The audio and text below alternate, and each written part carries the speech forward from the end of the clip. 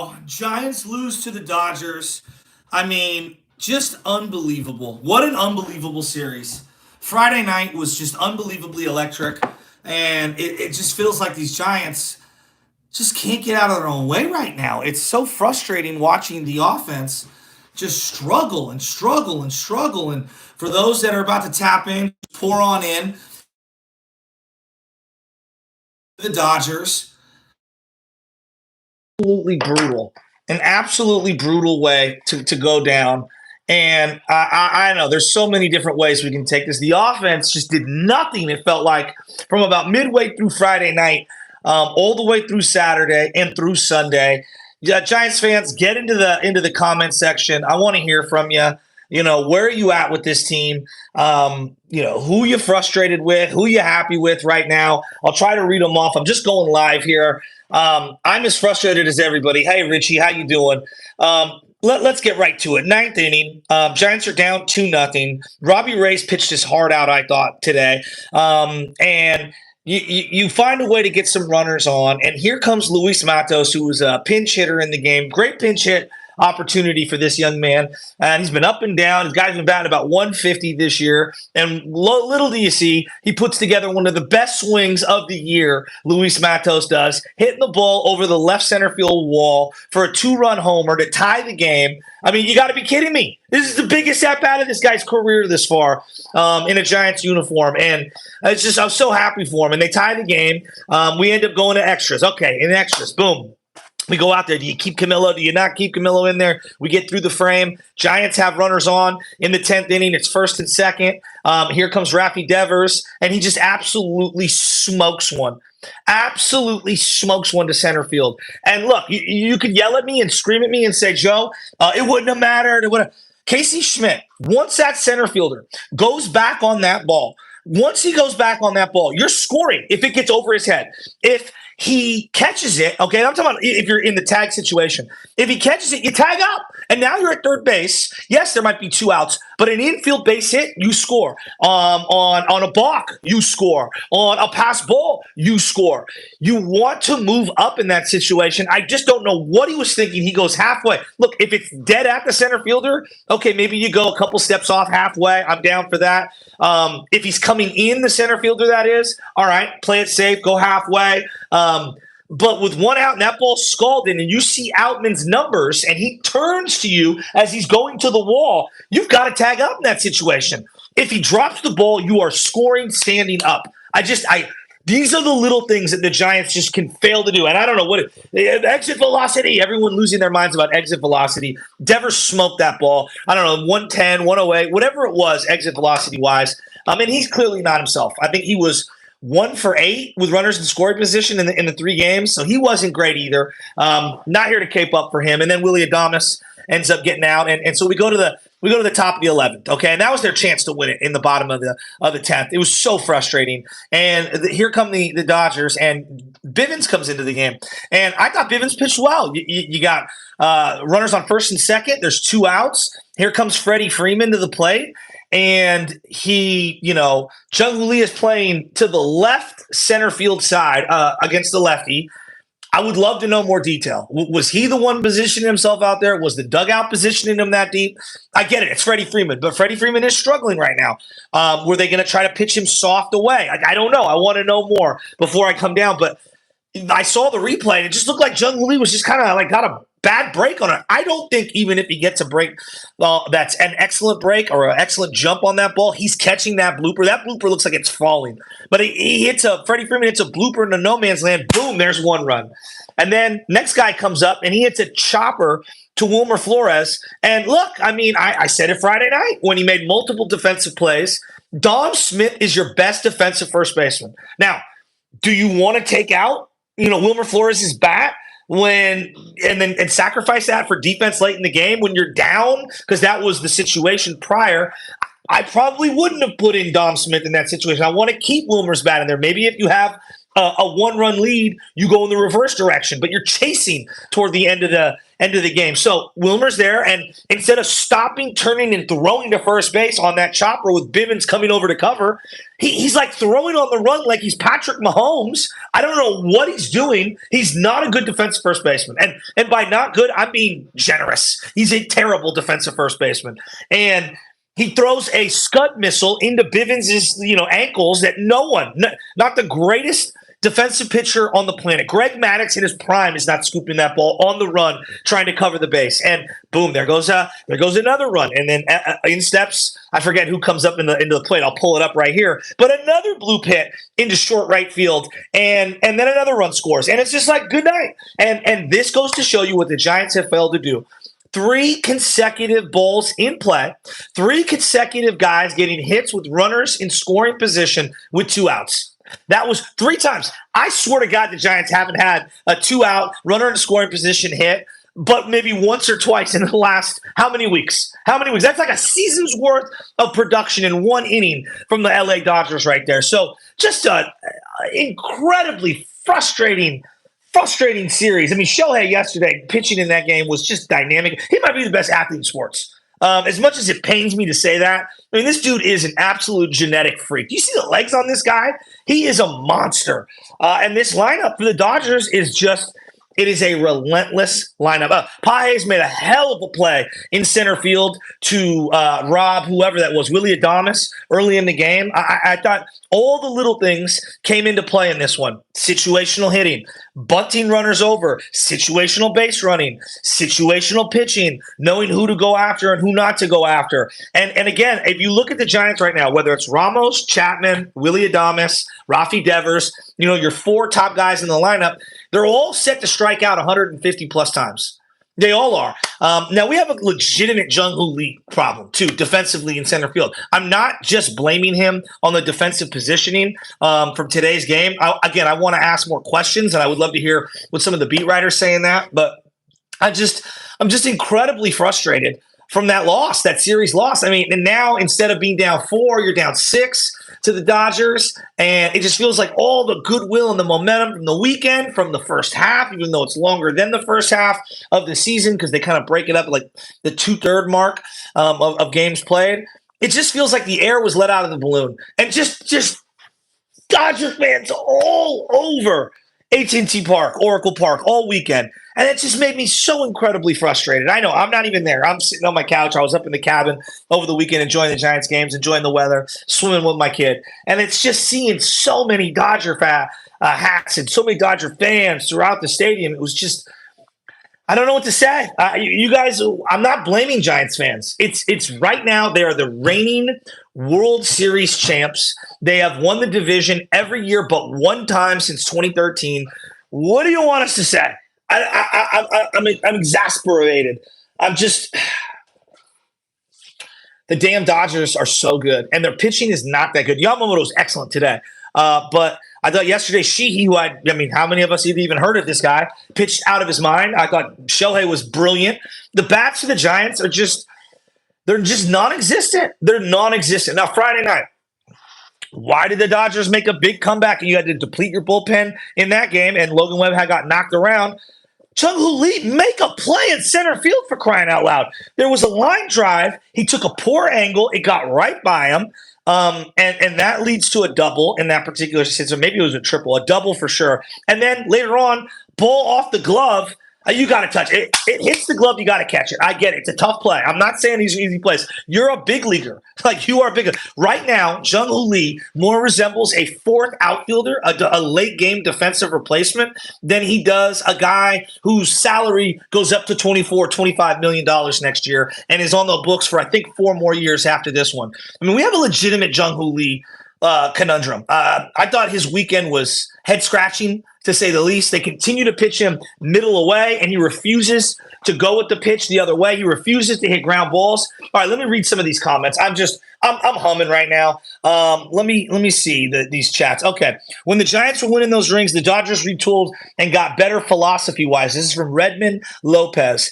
These years, the Dodgers are winning. The Giants took too long to get better. Hey, look, they're drafting literally right now. They took a shortstop from college What does that tell you about Willie Adames that you took a shortstop as your first pick right now? Now, maybe they end up switching that guy defensively. Richie Z, that Dodger PTSD just kicked in. Yeah, it probably did. How do they not get to third on that Devers hit? I just the base running for this team for about 4 years in a row has been so suspect, so suspect. This year's been better. It's still nowhere near where I want it to be. Casey Schmidt in general has been awful running the bases this year. There's a whole Matt Williams conversation at third base as the coach. I don't know. Was it not satisfactory? Okay, was not satisfactory, but doesn't surprise me anymore. And that's from Richie Z. Richie, I don't know what else to say. This team just, it's a head scratcher. I don't know what to say. You know, you had Logan Webb, Landon Roop, and Robbie Ray all give you enough to win games. I know Friday you let their bats get back into the game, but I thought they did enough to win 2 out of 3 in this series. And just think about, I know it's only a game, it's only this. You lost to the Marlins, you lost to the Rockies, you lost to the White Sox at points in the last couple of weeks. All these games, this one in particular, we're going to look back at this. If they miss the playoffs by a game or 2 games, we are going to point to these games right now on the calendar as woulda, coulda, shoulda games, meaning woulda, coulda, shoulda won them, woulda, coulda, shoulda been in the playoffs. And we know that the margins are thin in baseball. You know, the difference between being an 85-win team or an 88-win team or a 91-win team are winning these types of games. And right now, you know, there's a lot of guys that they're not putting the ball in play. That inning in the 11th inning by the Dodgers this is why all of the 3 true outcomes, these analytical nerds, strikeouts, home runs, and walks. No, you've never played the game. Playing the game means putting the ball in play. You know, exit velocity. What's the exit velo on a little chopper that guy hit to Wilmer Flores where they didn't get an out and a run scored? That is a productive out, even if they make the out, and it is a highly productive play when they don't get the out because the run scores and the guy's on base. I don't care what the exit velocity is. Put the ball in play, make the defense catch the ball, throw the ball to whoever's covering first, and make the put out. Bloopers, putting the ball in play. Strikeouts, you're done. The at-bat is over. You're putting no pressure on the defense whatsoever. And I just thought that the Giants had an opportunity to close the gap in the National League West. They had an opportunity to kind of really put a shot across the bow of the Dodgers because they were sliding before this series, having lost 6 or 7 in a row going into Friday night. And to not get it done because of the bats, again, is just so frustrating. I feel like we've had this conversation even during the dynastic years. I feel like we've had this conversation since 2006 or 7. Like, seriously, it's been that long where we just cannot get the big situational hits. And there's just so many frustrating moments. I mean, Bailey can't get the bunt down earlier in the game. Although Bailey right now, I'm not exactly that mad at him. I feel like the bat is coming alive. He's had some big situational at bats, so I'll take it. You know, I will absolutely take it from him. But you know, Devers doesn't look right. We have a Devers situation right now. I mean, this guy has $280-something million left on this contract. Clearly, he's out of shape. That is part of who he is. He's a very large human being. He looks a little out of shape. His back, his groin, that scares me. He swings out of his shoes on a lot, which I'm okay with. But discernment at the plate is a problem for him. Now, when you watch his at-bats, he will grind it out and find a way to start 0-2, foul away, and somehow work a walk. He does work a lot of walks. He's got, I think, the 5th best on-base percentage of anyone in baseball right now. So he will draw walks, and Chapman will draw walks. But just overall, this team fails to put the ball in play with too many guys.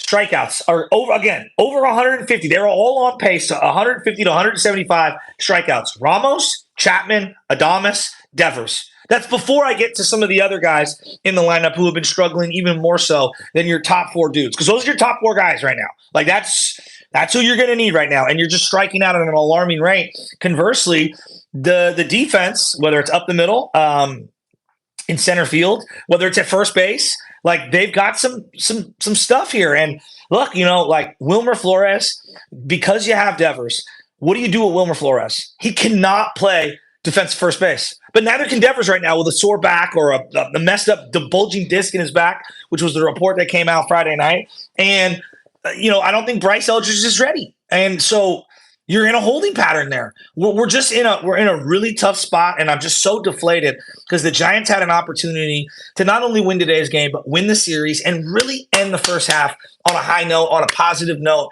And now you just got to kind of wear it all week. And it feels like you breathe a little life into that other dugout for the Dodgers.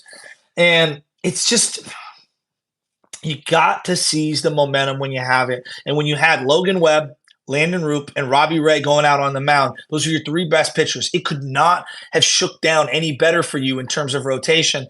And it just is so deflating. And what sucks more than anything is it robs us of maybe the best moment of Luis Matos' career. I know he had that game with like 8 or whatever RBIs down in Atlanta. It was an unbelievable game for him. But when you do this against the Dodgers, you tie the game at home in the 9th with 2 outs. I mean, what an incredible moment for the young man. And it just sucks that they couldn't find a way to pull this one out. They're going to go, I'm telling you, that 10th inning, we are going to break down that 10th inning time.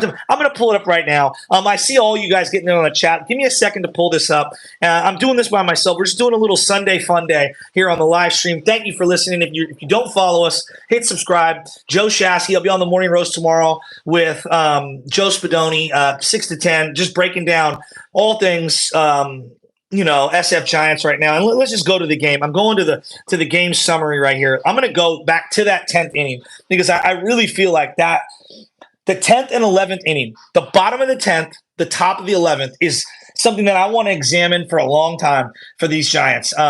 Chung-Hoo Lee, God, I just don't know where he was playing. I want to know who in the dugout had him playing so deep. What were they expecting him to throw soft away, and they're expecting Freddie Freeman to go the other way?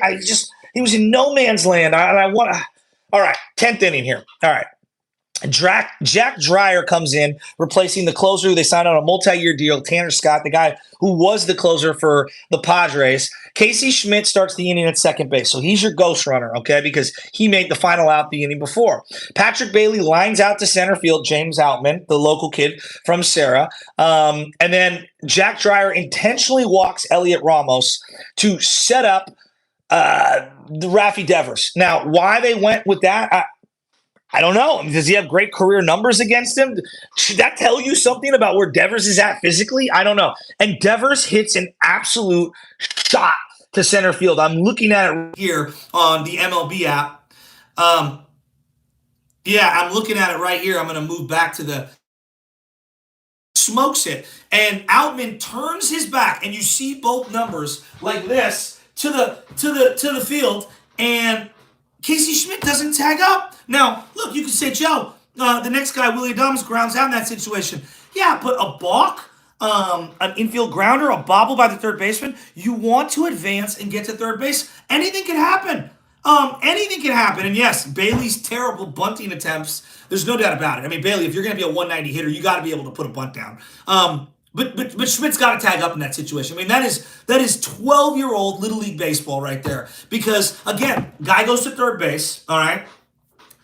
Who knows? Maybe there's a bobble on the infield. You can't get any outs. Maybe there's a pass ball. Maybe there's a balk by the pitcher. You have to tag up in that situation. I don't know what Casey Schmidt was looking at. If that ball is lined at the center fielder, hey, you want to go a couple steps off the bag or even go almost to halfway, I get it. Once he turns his back to you, I'm telling you, that ball is going to bounce if he drops it. You're scoring standing up. It would be one thing if this was Brandon Belt running the bases or Buster Posey running the bases or even the current Rafi Devers, for example, or Wilmer Flores, some of the slower guys. Casey Schmidt can move a little. I don't understand this. And then Willie Adames grounds out to third base, and Tommy Edman, who played a really good third base the last couple of days, just throws over to first base, and boom, they get out of the inning. Then now we go to the 11th. And so Spencer Bivens replaces Lucchesi, the lefty, who I actually think's done pretty well. The local, I think he's from Newark, California. James Outman starts as the ghost runner in the 11th inning. Bivens intentionally walks Shohei. I thought it was the right play. I thought it was right. I don't want Shohei to bat in that situation. I loved Bob Melvin, but intentionally walking, having Bivens intentionally walk Ohtani there. That was the move. And then Mookie Betts flies out. They had Yaz situationally positioned perfectly, kind of in on Mookie Betts, who does not look right. Mookie Betts just does not look right, although big hit on Friday night. And so you got one out. So again, runners on first and second. There's one out. And then Will Smith, which I thought the pitch sequencing was brilliant by Bailey and by Bivens, strikes him out on a called strike three. Just a beautiful pitch. And here comes Freddie Freeman. And again, Jung-Hoo Lee is positioned, if second base is down the line, he's on the side of second base toward the wall, over almost into the left center field gap. I don't know what they were doing there, and I want to know why he was positioned so far over. He's in a slump right now, and he just hits just a Texas League blooper. Second baseman fails to get there. Yaz was going to, and just to my naked eye, it looked like Jung Lee got a bad break. I don't think he was going to catch it regardless because he was so positioned deep. Was that from the dugout? Was that him, positioning himself there? I have no idea. But it looked like he got a very poor break, and I thought it wasn't him running full speed. I don't think he catches it, though, regardless. But it was still very frustrating to see him, what I perceived as lollygagging after that ball. It was so maddening. So then, boom, one run scores. Shohei Ohtani goes to third. Outman is the run that scores in that one. So now they're up 3-2. Okay, here comes Teoscar Hernandez, and then he hits a little ground ball, all right? Just a little tiny ground ball, and I'm looking at it. Exit velocity. Oh, you exit velocity. 93 miles per hour. Just a little ground ball over to Wilmer. But this is why exit velocity is bull, because if you put the ball in the right place and you hit it where they ain't and you make the defense make plays, then what happens? Wilmer throwing on the run to Bivens, who's coming over to cover, and he throws a ball in the ground, and he had time to stop, set his feet, and make a throw. I thought it was just a terrible play, and look, I know why he's in the game. I'll actually defend Bob in this one. He's in the game because you were trailing and you needed his bat up until the ninth inning. If they were winning that game, maybe Dom Smith is defensively at first base, and that doesn't happen. Regardless, it's a tough play, but you got to make that play in that situation. Bivens is there, and you got to give him a chance to make a play on that one. Just a terrible throw. I thought that was all on Wilmer. They're giving them a single on that. I thought it was an error. Just my personal opinion. I thought that was weak. And then Pages, who made a great play in center field, hits a fly ball to the right fielder in Luis Matos that drops, and now it's 5-2. 5-2. 5-2. All with two outs. And I thought Bob Melvin handled it as good as he can when it comes to walking Shohei, setting up the double play, setting up the force, going after the righty and Mookie Betts, and then getting, obviously, Will Smith right after that, go righty-righty versus the two righties. Like, I like that. Freddie Freeman, little bloop single. Teoscar Hernandez, bloop single. And in between that, the Teoscar Hernandez, little ground ball into no man's land. And boom, there's your game. And then, again, you look in the 11th inning, going back to the strikeouts, this team just doesn't put the ball in play enough for me. Chapman strikes out, Matos pops up, and then Wilmer flies out. Let me see how many strikeouts the Giants had today. Let's go to the box. Giants had 11 strikeouts today. The Dodgers, they had 12. So, but the difference is the 6 hits versus the 5 hits. And the poor Giants, they can't get a win. All right, look, thank you everybody for listening to me rant. I just wanted to get a few rocks off regarding the Giants-Dodgers. I'm bummed. I know you guys are bummed. I know there's a whole Roku conversation, which we'll have tomorrow. Sorry, I'm moving things. My kid's waking up right now. I'm going to try to do more of these live streams for everybody. Hit and subscribe. When you get a chance, hit the like button, hit the subscribe button, tell a friend to tell a friend. We're going to try to tap in here more often. Thanks, Otis. Thanks, Reed. Thanks, Huey, Richie Z, Booker Barnett, Saber. What's up, Saber? Jason Mishler. Everybody out there that tapped in. Arthur, if I miss you, Coach Johnson, Casey. I see a bunch of different people coming in. Just if I didn't mention you, thank you for tapping in. Appreciate it, everybody. I'm going to hopefully do this more often. I got a bunch of books back here, and I got to clean up my little downstairs room. I love you guys. I'm so bummed. God, they had a chance to cut it to 4 games and just end the first half on a high note. Salute to all you guys, everyone that went to the game, Giants fans. Gosh. I'll see you tomorrow morning, 6 a.m. Me and Spadoni, we're going to break it down. We got some fun stuff this week for you on 95.7 The Game.